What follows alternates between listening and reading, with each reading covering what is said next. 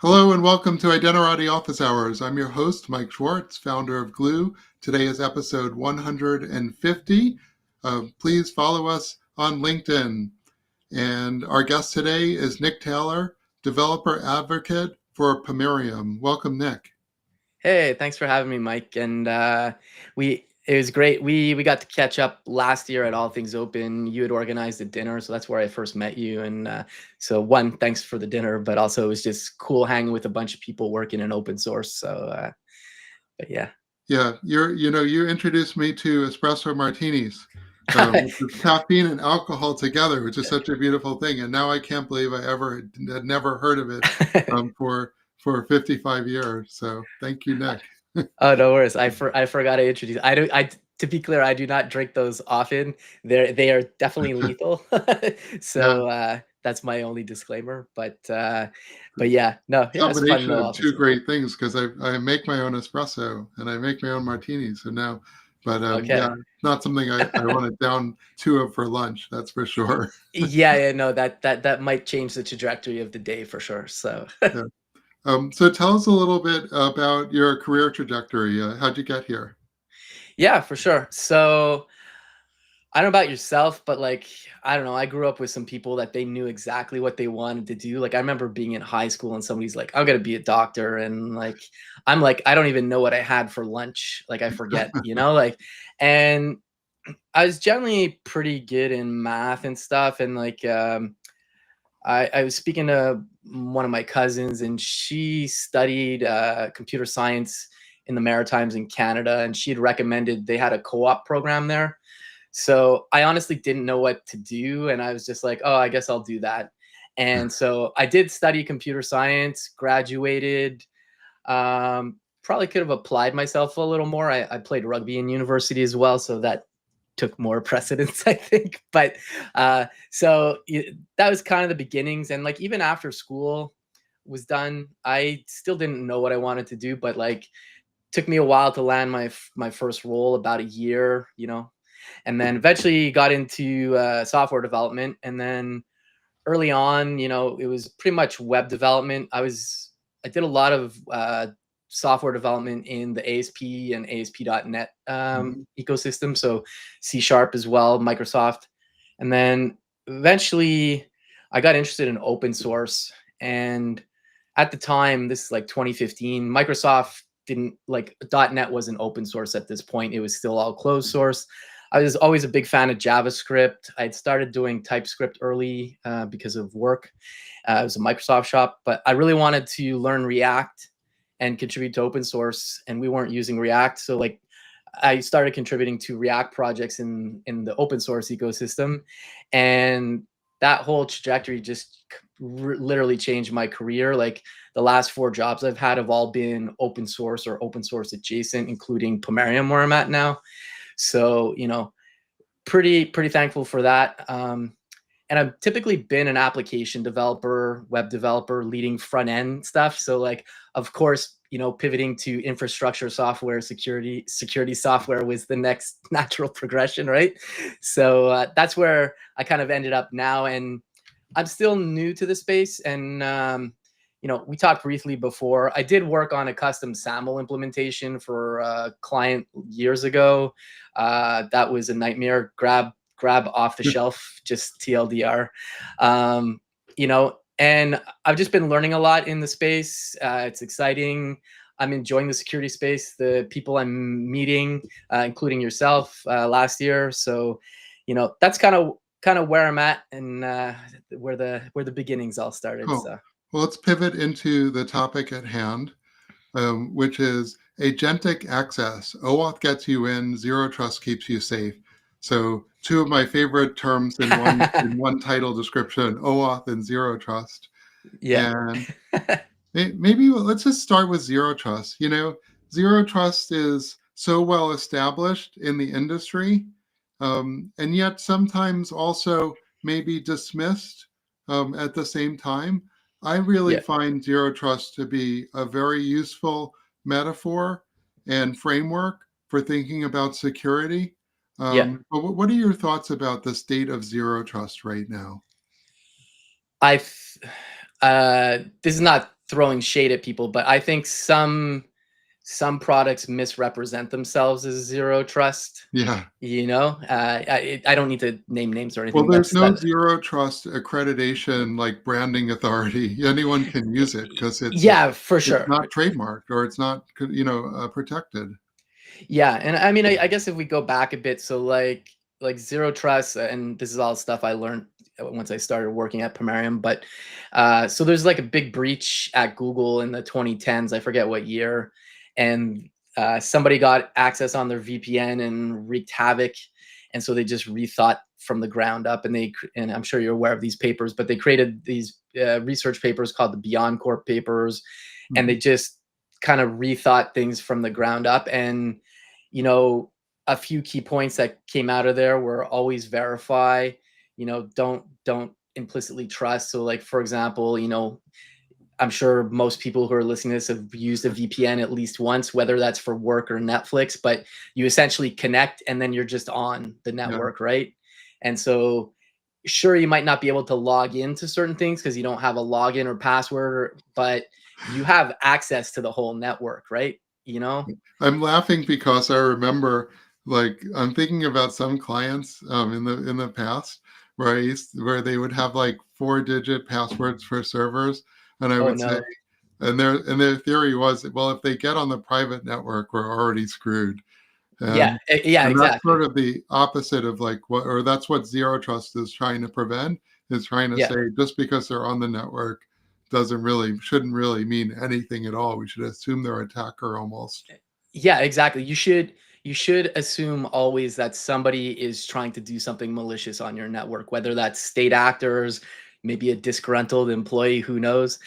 So yeah, yeah, and then like if we go back to like traditional perimeter-based security, to your point, like the assumption back in the day was, okay, you've connected to the VPN because you're an employee. We assume you're there in good spirits and not doing anything malicious. And that, it's the internet thing. There's always bad people, right? So like people have obviously abused that over time.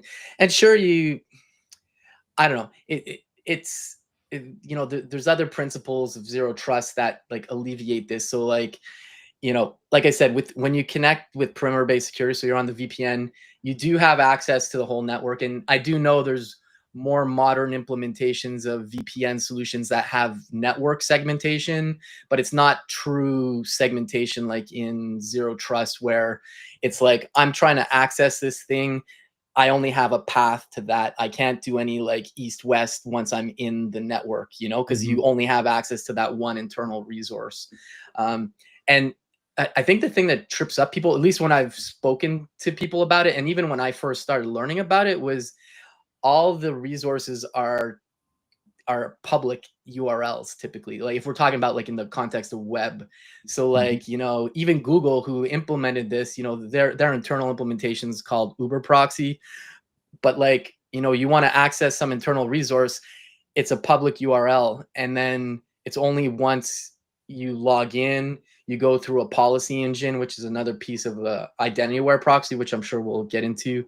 And then it's only once those checks pass that you actually go through the proxy. So, there's no like, I'm just sitting on the network. It's just you're either into that specific thing or nothing, So but I find the public URL kind of threw me off initially, because you're like, these are like, our work stuff, because like I was used to like a VPN where, yes, those are public now, but only because I'm on the VPN or internal.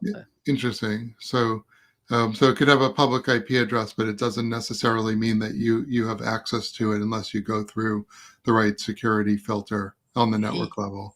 Yeah, exactly. And I think that's the difference. So it's like, it's kind of like having access to a buffet, which is like the VPN, versus like I'm just gonna get the a la carte, and I ordered the steak frit or something, and that's the only thing I can get access to. I don't know, for any foodies out there, but at least that's been my understanding. And I know you've been in this space a lot longer, so I'm sure you Yeah. have thoughts about all this too. But I think the interesting things are, there's no east west traffic once you get to that internal resource, whatever it is. You always go through the proxy. And there's these policy checks. And like I was saying before too, you're constantly verifying. It's not just like, okay, I logged in and the policy's passed and I got access to whatever. The next time I make a request to that, it's literally checking the policies again and who you are every time. And that's, which is different from like traditional like web apps where, okay, you've logged in, you've got your cookie and that's it. You're like kind of good to go, so. Maybe we could take a step back and you could talk a little bit about the Pomerium product, because this is going to be a product-y talk. So I Okay. think we introduced Zero Trust, or the aspirations of Zero Trust. So let's actually talk a little bit about the product architecture, if that's okay. Yeah, for sure. So our main product, it's open core. I'll drop links to it, but it's basically Pomerium/Pomerium on GitHub. It's an Yeah, just ident. to put a quick pause, we actually have an episode wiki, Okay. blue.co/IOH-150. All the episodes get a code like this. Okay. Cool. And I think there's already a couple of links up there to some blogs and stuff, but we're happy to add any other content you want to go up Yeah. there. Just let me know and I'll throw it up on the episode page. Yeah, for sure. Would it be cool if I shared my screen for a second? Yeah, you can do it. Okay. Cool. Try and describe what you're doing, because some people listen to this, but Yeah. No, I'll go for definitely it. describe it, but I'll give the visual for those interested. So let's come over here. Okay. So so Pomerium at its is what's called an identity aware proxy. And an identity aware proxy is composed of a few things. There's an IDP, which is the identity provider, and this needs to be an OIDC Connect compliant identity provider. Right. We were talking before, Glue is obviously that, so an option for that. But basically, think of this as like, your work uses Microsoft Entra, maybe it's GitHub or Google, Right. Okta, whatever. I'm aligned with that. Yeah, we're actually, there's a lot of opportunities now because we've standardized the identity layer on Okay. OpenID Connect, and so Glue's our Cedarling product, which is in the authorization space, Yeah. also accepts any IDPs as long as they're OpenID. So that's definitely the right. I'm 100% on board with you. Yeah. By the way, I'll just say let's. It's hard for some people are watching this on their phone, so it might be a little small, the diagram. Yeah, I'll zoom it in, but I'll explain it. This is just more for if Yeah. people are more visual. But essentially, the identity aware proxy is the IDP, like I mentioned. Mhm. There's something called the policy engine, which we'll talk about in a second, and then there's the reverse proxy. So in the context of Pomerium, the IDP is like literally bring your own IDP. We do have one that you can use if you don't have one. Mhm. Then the reverse proxy is a CNCF battle tested proxy called Envoy, Mhm. which people listening are probably familiar with. And then there's a policy engine. The policy engine uses a language called Rego. I know you're using Cedar and Cedarling and stuff. Mhm. But essentially it's Rego, and then we have some custom stuff we do with it. And then essentially what happens is the flow is, Can I just pause there for a second? yeah, Are you using OPA, or did you write a different Rego policy engine? I'm pretty sure we're OPA with some custom stuff. Mhm. I'm not 100% positive of that. I can check after. That makes sense. Yeah, I don't think it would make sense to implement another Rego engine. Oh yeah, So, no. Yeah, it's just built on top of. Yeah. yeah, so you're Um, using OPA. So you've deployed OPA next to your. And by the way, we're thinking about writing maybe a connector from OPA to Cedar, because Cedar is a more constrained policy syntax. okay. So potentially, I saw an OPA Spice DB. In fact, I have a guy from Roland Baum from Umbrella Associates who's coming Okay. on in a couple of weeks to talk about a Spice DB as a graph database Okay. based on Zanzibar.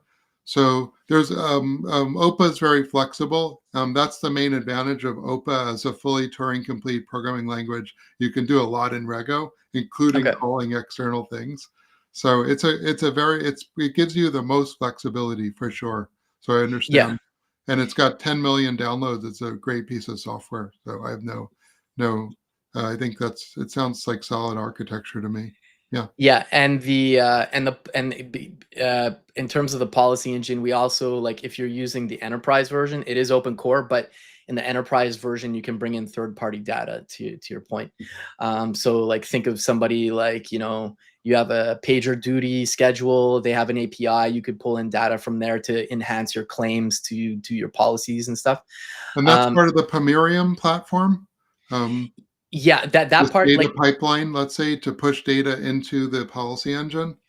it's a third party data that you can pull in. It's only available in the enterprise version, Sure. but yeah.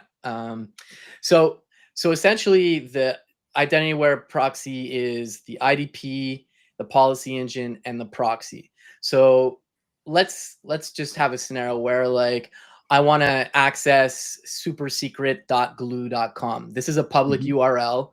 I'm going to navigate to that in my browser. We'll just speak in the context of web-based stuff right Yeah. now.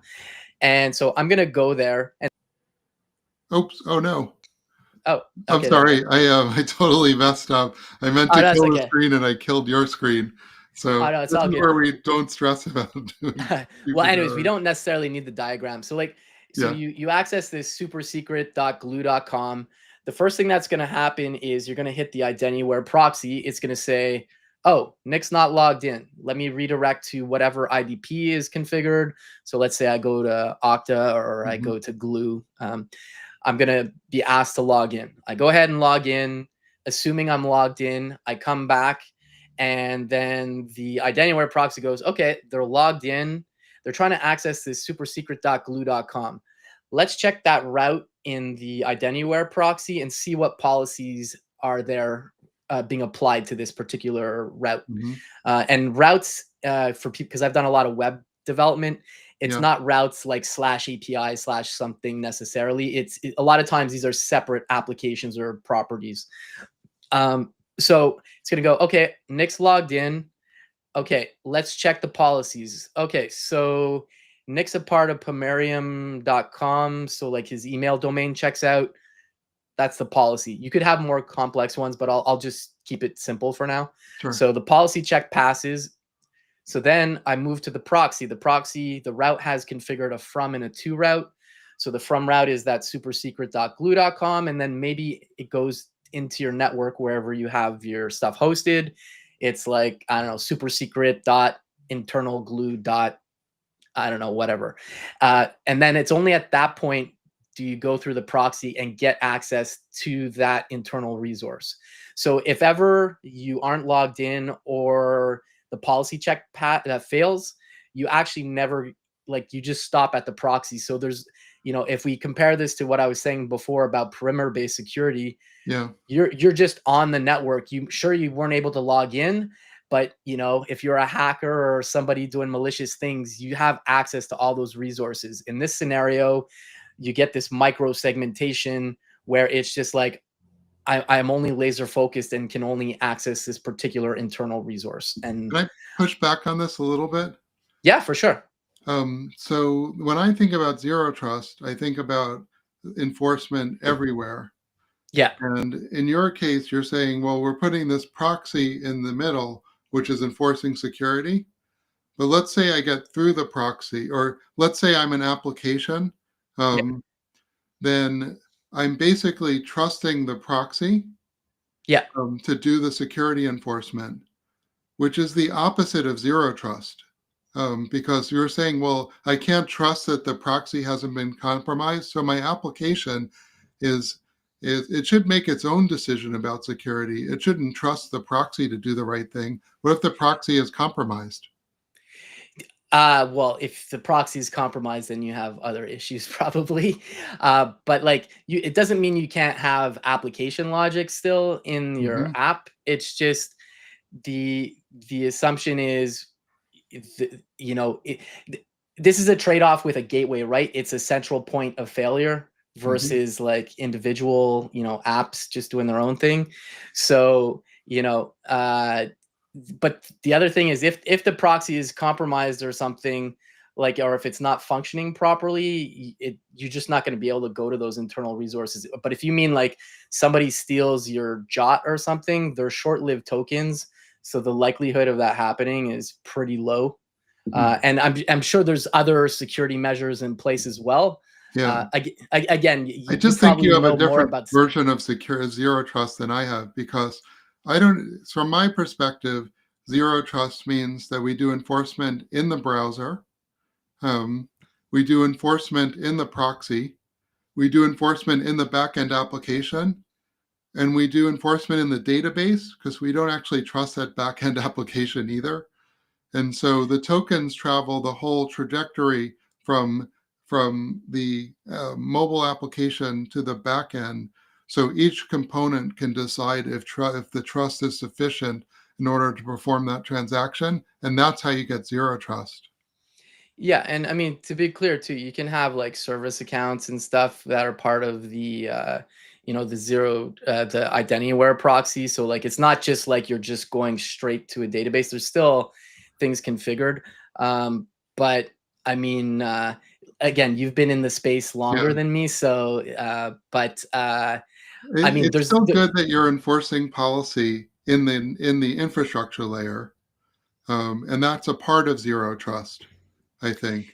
yeah, But I think that it's not zero trust by itself, is my Yeah, like thought. I mean, what I'm focusing on mainly is the identity-aware proxy, which is what we do. Hmm. So like you could, like you could employ other stuff, I guess, as well. I mean, there's nothing stopping you as well from obviously like you use Cedarling in other places, right? So Yeah, like if that's what you're referring to.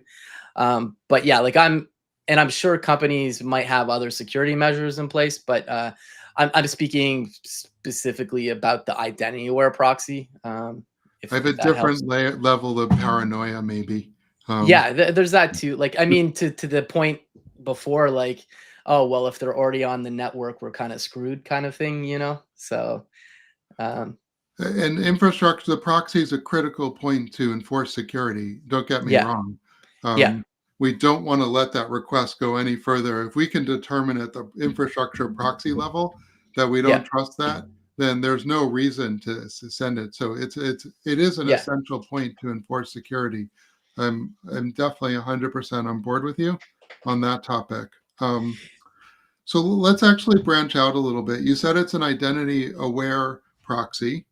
yeah, Um, but potentially we might have an application that is so I guess if it's a human involved, then we have some type of open ID authentication. But yeah, potentially it might just be using an OAuth token to call an API. There might yeah, not be a human in here that it needs to address. So you're yeah, handling both OAuth calls to APIs and also let's say calls to websites that require a human, right? It's yeah. both of those. Yeah. So like if we're like talking in the context of say agentic, so like specifically right now we've added first class support for securing MCPs. Hmm. So specifically remote MCP servers. Remote MCP servers, they run at layer 7, so like the app layer, so HTTP. And so there's a few things here that we do. So the first thing is so like I'm not sure how familiar you are with MCPs at all, Mike, but Getting more familiar, okay, but mostly through listening to people like you who actually know about it okay, firsthand. cool. So a few things about Model Context Protocol (MCP). It is still very new. It's not even a year old yet. This came out of Anthropic last November. And so they created this spec for it. People started using it. A lot of the MCP servers that started were using standard IO, like people just running them on their computers. Yeah. And, I don't think there was much about security there. People are just like, oh, it's on my own machine. Like, Functionality always trumps security at first. Yeah, I think yeah. our audience is pretty familiar with MCP at this point. Okay. Because I feel like we do one live stream a month on AI these days, Okay. and a lot of us are using tools and wanting to connect to services that can enhance better analyze. So Yeah, I think we're familiar with MCP, but MCP raises a lot of important questions because it's not the end user who's interacting. It's yeah, normally a tool that's acting on behalf of a user. So can you exactly. talk about some of maybe the differences that you're seeing that versus from a web session versus a MCP session? Yeah. So if we speak in the context of Pomerium, basically the IAP handles the OAuth flow. Like if just the general, like OAuth got added to MCP in I think May.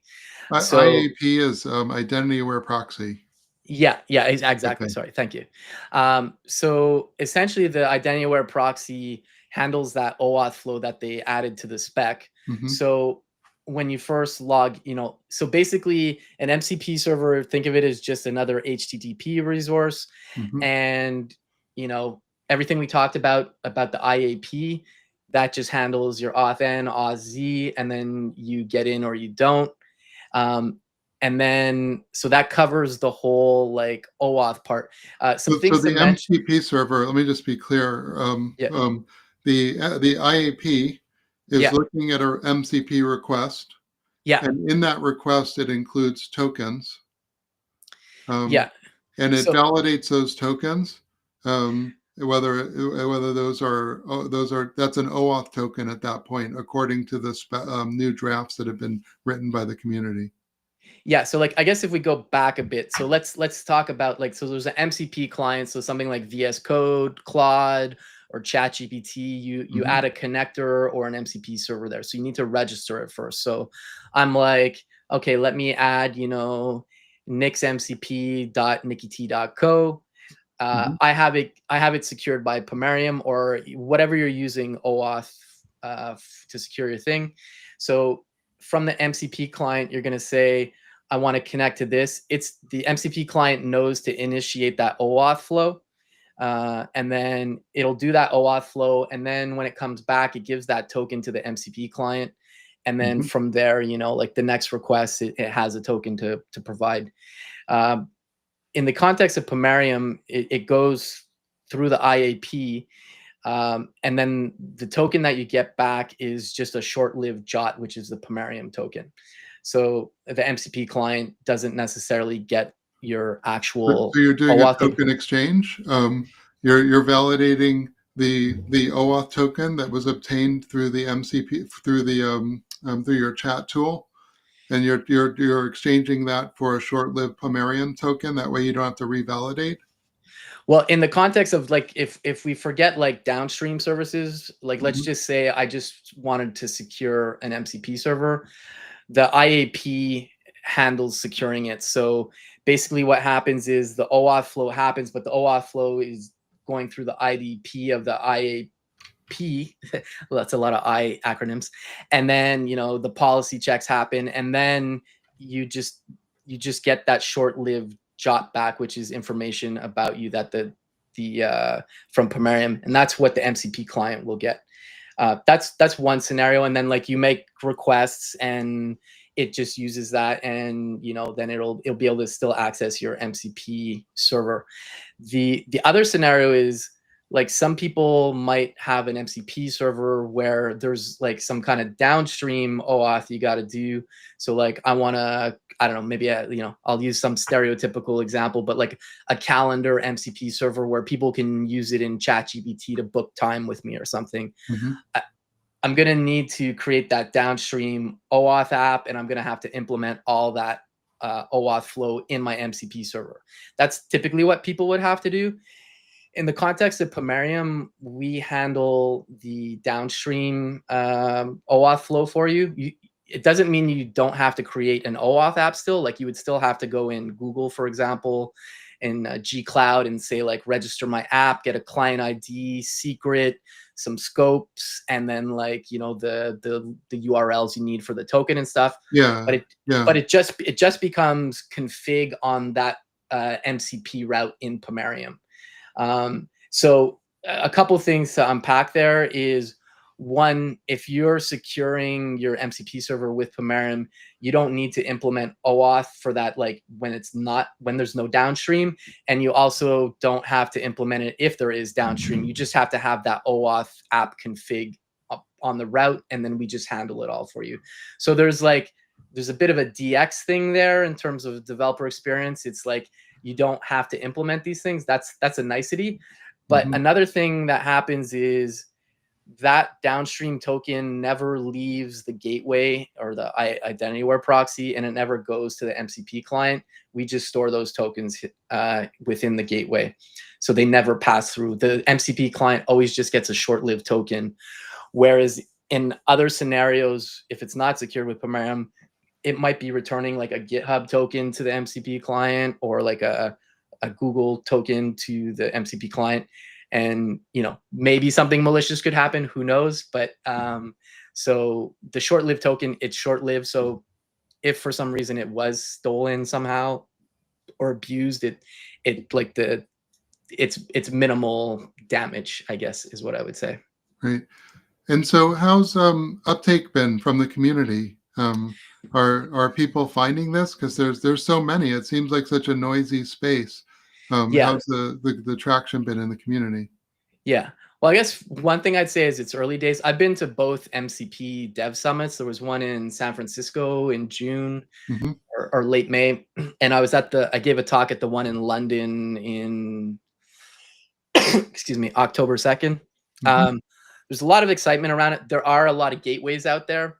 I think the one thing I would say about Pomerium, at least, is there's a lot of gateways out there, but they are like MCP specific, or like, whereas like we've been an IdentityWare proxy like pretty mature for quite a while now. But yes, we also happen to support MCPs now and other agentic workloads eventually. There's other agentic workloads that just run in general, like because we secure like Kubernetes and stuff as well. But I think there's definitely a lot of noise. There's definitely a lot of competitors out there for sure. Like, to be frank, I've at the conference, I can think of at least 3 gateways that were presented there. There's others out there, basically a lot of API gateways, like for example, like Postman, you can convert your API to an MCP server. So a lot of API gateways, I think, are just going that route too.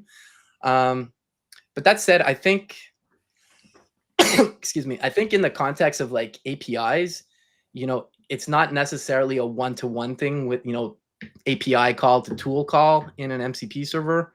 Like maybe in some scenarios it is, but if you think about like if you were to do a shopping experience, like Shopify already uses MCPs and stuff, when you go to add something to a cart, it's not one API call, it's several API calls. And like you could, if it was mapped out that the API calls were one-to-one with a tool call, like you could be doing all kinds of tool calls. Whereas if you just craft a tool to say like, it's more like a workflow, like add it to the cart, I need to get the price. Oh, is it on sale? What's the tax? Or, like there's a bunch of things under the hood, right, that are happening. So although it's like cool that you can just convert your API one-to-one to tool calls in an MCP server, I don't think that's necessarily a great fit in general.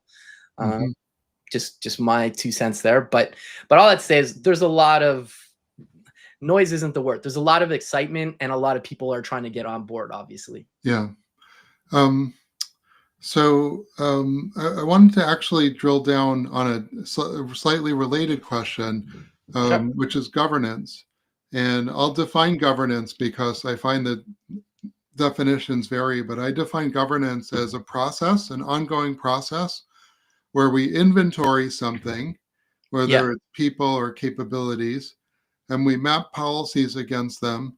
And then by understanding that we fully inventoried everything and we understand the policies, we can then make a guess about our risk.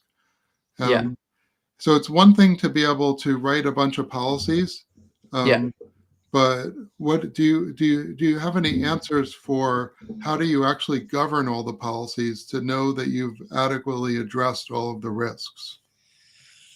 I think in general, you should always be, reassessing them. There's also like a couple things I forgot to mention, but like when you're going through an identity aware proxy, you get auditing out of the box for free. It's just like because everything's going through it. So like Mhm.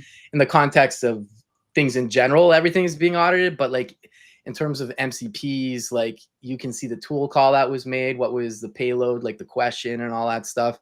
Um, but I mean, I think governance is looking at, okay, what did we define? I feel like it's kind of like writing tests, Mhm. like you're gonna start off a test suite, like this looks good. Okay, and like you're slowly gonna keep adding stuff, or maybe you'll reassess stuff, maybe you throw away tests when you change things. I I feel like governance is just kind of like an ongoing thing. I don't know if that answers your question or not. Yeah, Like, I think that it's so I've been proposing a new governance framework okay, for everything actually, not just for MCP and yeah, yeah, agentic and people, but sort of like an overwhelming Uber framework for cybersecurity okay. governance. So I'm just curious on this topic because um, like being able to enforce policies is good, but how do we know we have all the right policies? That's a Yeah, hard question. It's a related but important question. So that's why I've been digging into it with guests. yeah. No, I mean, I think you do your best effort the first time when you like first, define whatever your policies are. But policies can change over time. A nice thing about which I'm sure even with like Cedarling, is like policies are dynamic, so they can definitely change over time. They can be applied immediately or turned on or off. Um, And this is a side note, but I wanted to mention something about, or maybe we can come back to it. It's related to OAuth and OAuth scopes, but Mhm. maybe we can finish up on what we're talking Well, here. I think I'm done hassling you on governance. I get the idea. Um, Yeah, you're the developer advocate, which sounds like a really fun job. What do you see developers struggling with? Like, what are their pains today that you hear from developers with yeah. regard to MCP and identity proxying in general? I guess.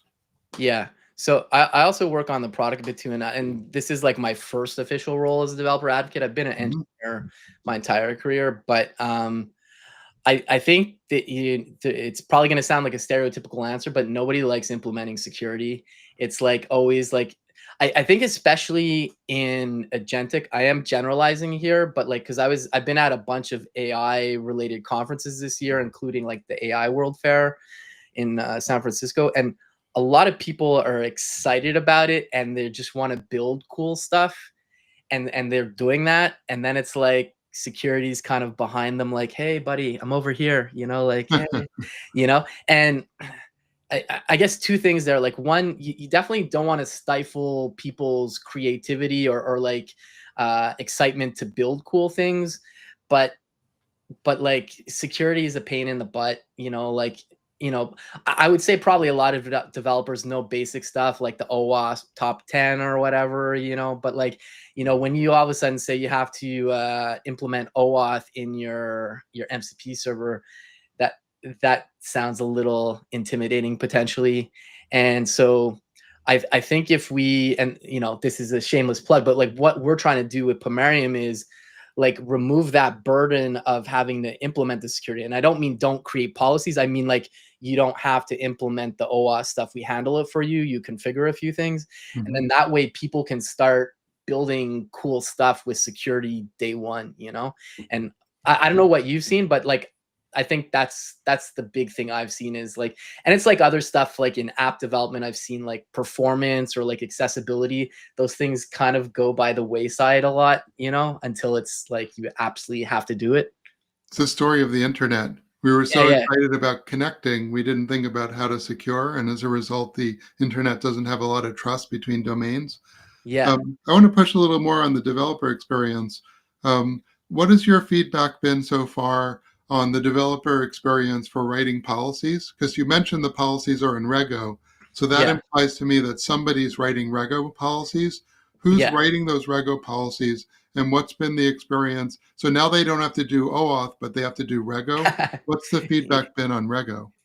Yeah, so we have a few things here. So uh, if you're using the enterprise version, or like we have another version called Zero, there's a free tier of it, but like you basically have a policy builder, so you don't actually have to type Rego. It's more like, okay, email contains, So you're domain.com. hiding Rego from them. Well, it's it's hidden, but they can edit it as well if they Ah, want to. Uh, I guess the main thing there is you want to remove as much friction as possible for people.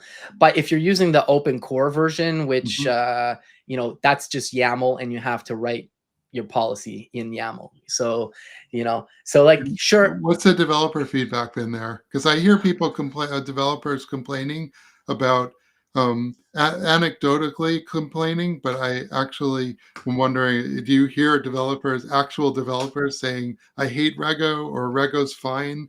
And have you heard anything from developers on that front? I haven't heard anybody say like I hate Rego or stuff. I I think the main main thing, like, and this happens to be all the time. If I'm using the open core version, like YAML, Hmm. like I'm no YAML expert, and like so just like a real world example for me is, so I have a mini PC. It's my home lab, and I have it secured with Pomerium. And if I were to change the YAML, sometimes like I'm using the Zero version now, but when I was using OpenCore, and even when I hosted somewhere for demos, if I get like one tab wrong in the Hmm. YAML, it's like Hmm. my IAP is borked. Like, I mean, you have logs, like you can still access the machine, right? Sure. But it'll say like, oh, invalid configuration or policy not correct. You can see the logs, but I think that's more of a, like, I guess, syntax kind of pain point maybe. There's also like you can use Terraform. So like there's still some pain points for sure, I imagine. Like you try to make it better, but like a lot of people use Terraform, so like, that they're aware of that syntax or how to do that. Um, you know, but um I think it's, you know, pick your poison maybe, but I would probably pick YAML syntax issues over like implementing OAuth in an app myself. Hmm. So yeah. Cool. Well, the birds are flying, so that means it's last thought time. Anything else you want to add before we call it? Yeah, I'd say just you know, give Pomerium a go. Happy to jump on a call or a live stream with people if they just want to work on, building their first MCP server with it. I'll drop some links for Mike that can go in the show notes there. But for folks that do TypeScript, I created a TypeScript MCP server template. So that's usually how I start all my projects. And yeah, just give it a go. Security can definitely be intimidating, but I've been working here for a bit now, obviously, but it's not as scary as you think, I guess. So just give it a go. Awesome. Well, announcing the next episode, one of the other topics we have is security keys, passkeys, FIDO. So we have Dashlane, who's a password vault. Mhm. You might be familiar with this product, Nick. Oh, Yeah, I've heard of it. I've never used it, but it's like up there with like it's one of the open source ones, right? yeah. I don't know if Yeah. they're open source actually. Yeah, it's like sort of like, I guess, one password. I'm not super knowledgeable about this field, but Yeah. they've been they've been doing a lot of great work in supporting passkeys and security key. And this is going to be specifically about security keys, which are the actual hardware tokens. Anyway, Rue Okay. Islam's been on the show before. He's a returning guest, and I love the sort of innovation that's happening in passkeys. So next time we'll go 45 minutes with Rue into passkeys. So with that, I will say, Nick, thank you so much for being on the show. It's been great to get a chance to visit with you. Thank you, audience, and we'll see you next time.